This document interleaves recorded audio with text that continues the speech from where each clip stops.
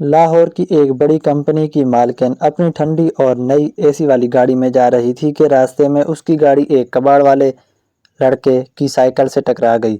اس نے غصے سے باہر نکل کر اس لڑکے کو تھپڑ مارا اور کہا، تم جیسے غریبوں کی اوقات سڑک پر چلنے کی نہیں ہوتی۔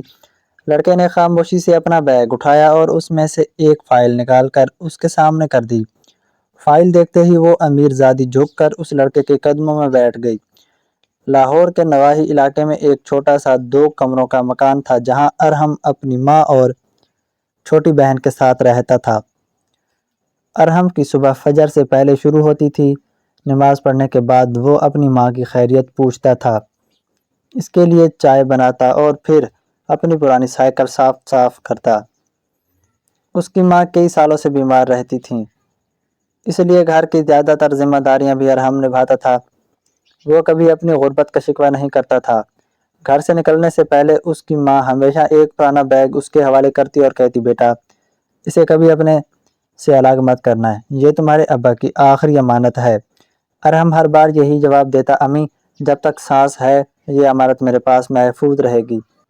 اس نے کئی بار کہا مگر ہمیں اپنا حق استعمال کرنا چاہیے، مگر اس کی ماں صرف اتنا کہتی کہ مناسب وقت آنے پر، اس لیے وہ اس بیگ کو ہر جگہ اپنے ساتھ لے جاتا تھا، چاہے کباڑ جمع کرنے جانا ہو یا کسی کام سے شہر کے دوسرے حصے میں جانا ہو۔ ارحم نے BCom تک تعلیم حاصل کی تھی مگر ملازمت نہ ملنے کی وجہ سے اس نے محنت مزدوری کو اپنی ہی قسمت مان لیا تھا۔ صبح سے شام تک وہ مختلف محلوں سے پرانا لوہا، کاغذ، پلاسٹک اور دوسری استعمال شدہ چیزیں جمع کرتا، پھر شام کو کباڑی مارکیٹ میں فروخت کر دیتا۔ جو رقم ملتی اس سے پہلے ماں کی دوائیاں خریدتا، پھر گھر کا راشن لیتا اور اگر کچھ بچ جاتا تو بہن کی پڑھائی پر خرچ کرتا۔ اس کی چھوٹی بہن ڈاکٹر بننے کا خواب دیکھتی رہی اور ارحم ہر حال میں اس کا یہ خواب پورا کرنا چاہتا تھا۔ محلے کے لوگ اکثر اسے مشورہ دیتے کہ تعلیم یافتہ ہونے کے باوجود کباڑ جمع کرنا چھوڑ دو، مگر وہ مسکرا کر کہتا، کوئی بھی حلال کام چھوٹا نہیں ہوتا۔ اسی اچھے اخلاق کی وجہ سے ہر کوئی اس کی عزت کرتا تھا۔ کئی گھر والے اپنا کباڑ کسی اور کو دینے کے بجائے اسی کا انتظار کرتے تھے، کیونکہ انہیں یقین تھا کہ ارحم کبھی ناپ تول میں بے ایمانی نہیں کرے گا۔ اسی دوران لاہور کے مشہور کاروباری خاتون زار ملک اپنی کمپنی کو مزید وسعت دینے میں مصروف تھیں۔ اس کے لیے ہر دن نئی میٹنگ، نئے معاہدے اور نئے منصوبے لے کر آتا تھا۔ وہ اپنے دفتر میں ملازمین سے سخت لہجے میں بات کرتی اور راستے میں آنے والے غریب لوگوں کو حقارت کی نظر سے دیکھتی تھیں۔ اسے یقین تھا کہ دنیا میں عزت صرف پیسے والوں کی ہوتی ہے، جبکہ دوسری طرف ارحم اپنی محنت اور صبر کے ساتھ ایک عام دن گزار رہا تھا۔ اسے یہ معلوم بھی نہیں تھا کہ چند گھنٹوں بعد قسمت اسے ایسی شخصیت کے سامنے لا کر کھڑا کرے گی جس کی وجہ سے اس کی پوری زندگی ہمیشہ کے لیے بدل جائے گی۔ لاہور کی معروف بزنس مین زارا ملک صرف 34 سال کی عمر میں ایک بہت بڑی ری سائیکلنگ اور امپورٹ ایکسپورٹ کمپنی کی مالک بن چکی تھی۔ اس کی کمپنی پورے پنجاب میں صنعتوں کو خام مال فراہم کرتی تھی اور اس کا شمار شہر کی کامیاب کاروبار خواتین میں ہوتا تھا۔ دولت، شہرت اور طاقت نے اس کے اندر ایسا غرور پیدا کر دیا تھا کہ وہ غریب لوگوں کو اپنے برابر انسان بھی نہیں سمجھتی تھی۔ اس کا خیال تھا کہ جو شخص امیر نہیں بن سکا وہ اپنی قسمت کا خود ذمہ دار ہے۔ اسی وجہ سے وہ کبھی کسی مزدور، رکشہ والے یا کباڑ جمع کرنے والے سے عزت سے بات نہیں کرتی تھی۔ اس کے والد ملک حارث کا انتقال 5 سال پہلے ہو چکا تھا اور اب وہ اکیلے ہی کمپنی چلا رہی تھی۔ کمپنی کے پرانے ملازم اکثر کہتے تھے کہ اگر ملک حارث زندہ ہوتے تو شاید اپنی بیٹی کے رویے پر کبھی خوش نہ ہوتے، کیونکہ وہ نرم دل انسان تھے اور ہر ملازم کو عزت دیتے تھے۔ مگر زارا نے کبھی ان باتوں پر توجہ نہیں دی۔ اس صبح زارا اپنی لگژری گاڑی میں ایک غیر ملکی سرمایہ کار سے ملاقات کے لیے جا رہی تھی۔ گاڑی میں ٹھنڈی اے سی چل رہی تھی۔ ڈرائیور پوری احتیاط سے گاڑی چلا رہا تھا جبکہ زارا لیپ ٹاپ پر معاہدے کی فائلیں دیکھ رہی تھی۔ دوسری طرف شہر کے ایک غریب محلے میں رہنے والا 22 سالہ ارحم اپنی پرانی سائیکل پر روز کی طرح کباڑ جمع کرنے نکلا تھا۔ ارحم کے والد سلیم احمد انتقال اس وقت ہو گیا تھا جب وہ صرف چند ماہ کا تھا۔ اس کی ماں نے لوگوں کے گھروں میں سلائی کر کے اسے پالا تھا۔ غربت کے باوجود اس نے کبھی تعلیم نہیں چھوڑی تھی۔ صبح کباڑ جمع کرتا اور شام کو کالج جاتا تھا۔ اس سال اس نے BCom مکمل کیا تھا، مگر ماں کی بیماری کی وجہ سے مستقبل ملازمت تلاش نہیں کر سکا تھا۔ اس کی سائیکل پر ایک بوری بندھی تھی جس میں پرانا لوہا، پلاسٹک اور کاغذ رکھے تھے، جبکہ اس کے کندھے پر ایک پرانا بیگ تھا جسے وہ کبھی اپنے سے الگ نہیں کرتا تھا۔ اس بیگ میں ایک فائل تھی جسے اس کی ماں نے ہمیشہ سنبھال کر رکھنے کی تاکید کی تھی۔ دوپہر کے وقت مال روڈ کے ایک مصروف چوک پر اچانک ایک موٹر سائیکل غلط سمت سے آ گیا۔ ڈرائیور نے گاڑی بچانے کے لیے بریک لگائی اور اسی لمحے ارحم کی سائیکل گاڑی کے اگلے حصے سے ہلکی سی ٹکرا گئی۔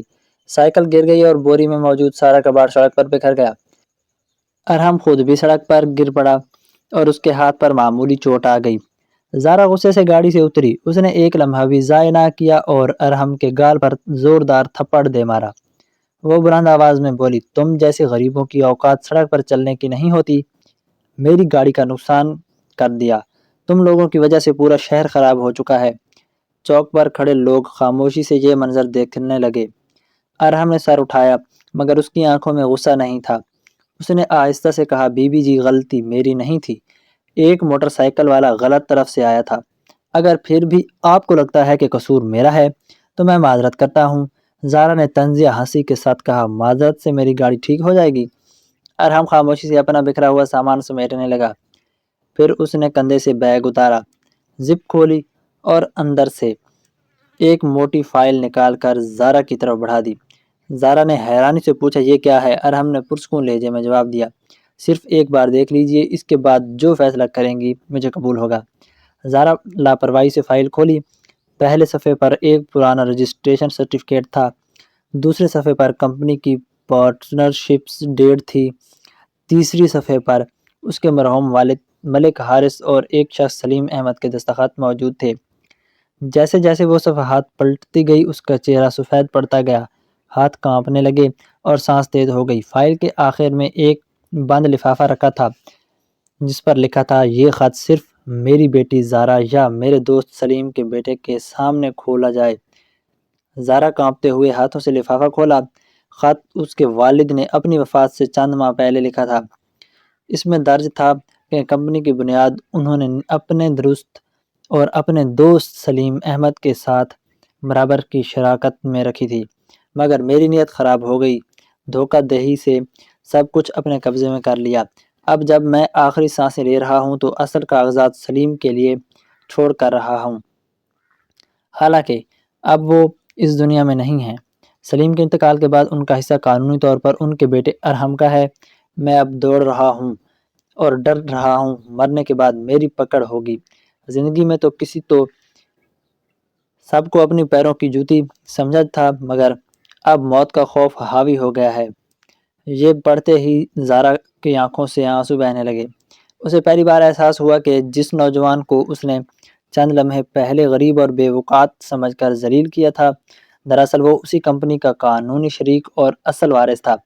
وہ بے اختیار ارحم کے سامنے جھک گئی اور لرزتی ہوئی آواز میں بولی، مجھے معاف کر دو، میں نے تمہیں پہچانے بغیر تمہاری بے عزتی کی۔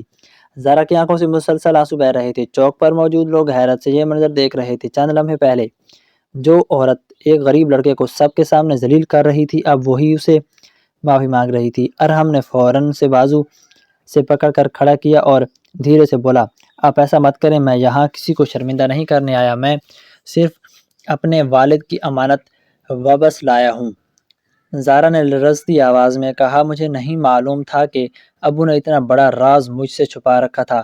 اگر مجھے پہلے پتہ ہوتا تو کبھی تمہارا حق نہیں مارتی۔ ارحم نے جواب دیا، میری ماں نے بھی یہ فائل برسوں سنبھال کر رکھی تھی۔ وہ کہتی تھی جب تک وقت نہ آئے کسی کے دروازے پر جا کر اپنا حق مت مانگنا، پہلے اپنے پاؤں پر کھڑا ہونا، پھر یہ امانت اس کے اصل مقام تک پہنچانا۔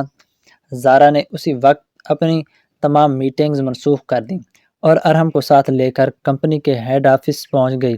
وہاں پہنچتے ہی اس نے تمام ڈائریکٹرز، قانونی مشیر اور پرانے ملازمین کو کانفرنس روم میں جمع ہونے کا حکم دیا۔ جب سب لوگ آ گئے تو زارا نے وہی فائل سب کے سامنے رکھ دی۔ کمپنی کے سب سے پرانے ملازم رشید صاحب نے جیسے ہی کاغذات دیکھے تو ان کی آنکھیں بھر آئیں۔ انہوں نے کہا، یہی وہ فائل ہے جسے مرحوم ملک حارث صاحب نے اپنی ذاتی الماری میں رکھا تھا۔ ان کی وفات کے بعد ہم نے بہت تلاش کی مگر یہ کہیں نہیں ملی۔ قانونی مشیر نے تمام دستاویزات کا بغور جائزہ لیا۔ رجسٹریشن ریکارڈ، پارٹنرشپ معاہدہ، گواہوں کے دستخط، بینک کی پرانی دستاویزات اور مرحوم ملکہ حارث کا ہاتھ سے لکھا ہوا خط، سب کچھ اصل تھا۔ انہوں نے خاموشی توڑتے ہوئے کہا، قانونی طور پر ان کاغذات کی بڑی اہمیت ہے۔ اگر یہ ریکارڈ درست ثابت ہو گیا تو ارحم صاحب اس کمپنی میں برابر کے شریک ہوں گے۔ کمرے میں خاموشی چھا گئی، سب کی نظریں زارا پر تھیں۔ کچھ لوگ کو امید کہ وہ مقدمہ کرے گی یا کسی نہ کسی بہانے سے معاملہ ٹال دے گی، لیکن زارا نے سب کو حیران کر دیا۔ اس نے کرسی سے اٹھ کر کہا، میں اپنے والد کی آخری خواہش کے خلاف کبھی نہیں جا سکتی۔ آج سے ارحم اس کمپنی کے برابر کے شریک ہوں گے اور میں خود تمام قانونی کارروائی مکمل کرواؤں گی۔ یہ سنتے ہی کئی ملازمین نے خوشی سے تالیاں بجائیں، مگر کمپنی کا فنانس ڈائریکٹر عمران، جو برسوں سے کمپنی کے مالی معاملات اپنے فائدے کے لیے استعمال کر رہا تھا، اندر ہی اندر پریشان ہو گیا۔ اسے معلوم تھا کہ اگر تمام پرانی فائلیں دوبارہ کھلیں تو اس کی کئی بے ضابطگیاں سامنے آ جائیں گی۔ اگلے چند دنوں میں وکلاء نے تمام ریکارڈ دوبارہ نکالا۔ اسی دوران یہ انکشاف ہوا کہ عمران نے گزشتہ کئی سالوں میں کروڑوں روپے جعلی کمپنیوں کے ذریعے نکلوائے تھے۔ جب ثبوت سامنے آئے تو اس نے سب کچھ ماننے کے بجائے ارحم پر الزام لگانے کی کوشش کی، مگر ہر دستاویز اس کے خلاف جاری تھی۔ آخر کار زارا نے خود پولیس کو اطلاع دی اور عمران گرفتار ہو گیا۔ چند ہفتوں بعد عدالت نے تمام ثبوت دیکھنے کے بعد فیصلہ سنایا کہ ارحم واقعی کمپنی کا قانونی شریک ہے۔ اس فیصلے کے بعد میڈیا نے بھی اس خبر کو نمایاں طور پر نشر کیا۔ ہر طرف یہی بات ہو رہی تھی کہ ایک کباڑ جمع کرنے والا نوجوان اور دراصل ایک بڑی کمپنی کا حقیقی شریک نکلا۔ میڈیا والوں نے ارحم سے پوچھا، اب آپ اربوں کی کمپنی کے مالک بن گئے ہیں، سب سے پہلے کیا کریں گے؟ اور ارحم مسکرا کر بولا، میں آج بھی محنت کی عزت کرتا ہوں، غربت کوئی جرم نہیں۔ اگر اس دن میرے پاس یہ فائل بھی نہ ہوتی تو بھی تھپڑ کا جواب تھپڑ سے نہ دیتا، کیونکہ میرے والد نے مجھے عزت سے جینا سکھایا ہے۔ زارا یہ بات سن کر خاموش ہو گئی۔ اس نے ارحم سے کہا، میں نے زندگی میں بہت لوگوں کو ان کے کپڑوں اور حالت سے پہچانا، لیکن آج پہلی بار سمجھ آیا کہ انسان کی اصل پہچان اس کا اخلاق ہوتا ہے۔ چند ماہ بعد کمپنی میں ایک نئی پالیسی نافذ کی گئی۔ غریب اور مستحق نوجوانوں کے لیے ملازمت اور تعلیم کا خصوصی پروگرام شروع کیا۔ کباڑ جمع کرنے والے بچوں کے لیے اسکالرشپ فنڈ بنایا گیا تاکہ وہ تعلیم مکمل کر سکیں۔ اس پروگرام کا نام مرحوم سلیم احمد اور ان کے دوست کے نام پر رکھا گیا۔ ایک دن ارحم ماں کو کمپنی لے کر آیا۔ زارا خود دروازے پر ان کے استقبال کے لیے کھڑی تھی۔ اس نے ارحم کی ماں کے ہاتھ چومتے ہوئے کہا، خالہ، اگر آپ یہ امانت نہ سنبھالتی تو شاید میں ہمیشہ اپنے والد کی آخری خواہش سے بے خبر رہتی۔ بوڑھی خاتون نے مسکراتے ہوئے کہا، بیٹی، امانت دیر سے صحیح مگر اپنے مالک تک پہنچ ہی جاتی ہے۔ زارا کو احساس ہو گیا تھا وہ ابھی اپنے باپ کی طرح مغرور ہے، مگر جب موت میرے باپ کے دروازے پر دستک دے رہی تھی تب انہیں احساس ہوا انہوں نے زندگی میں کتنا غلط کیا اور اپنی غلطی جاتے جاتے سدھ ہار گئے۔ یہ دنیا عارضی ٹھکانہ ہے۔ اس واقعے کے بعد لوگ زارا کو صرف ایک کامیاب کاروباری خاتون کے طور پر نہیں بلکہ ایک بدلی ہوئی انسان کے طور پر پہچاننے لگے۔ دوستو، آج کی کہانی کیسی لگی کمنٹ باکس میں ضرور بتائیں۔ کل ملتے ہیں نئی کہانی کے ساتھ۔ اللہ حافظ۔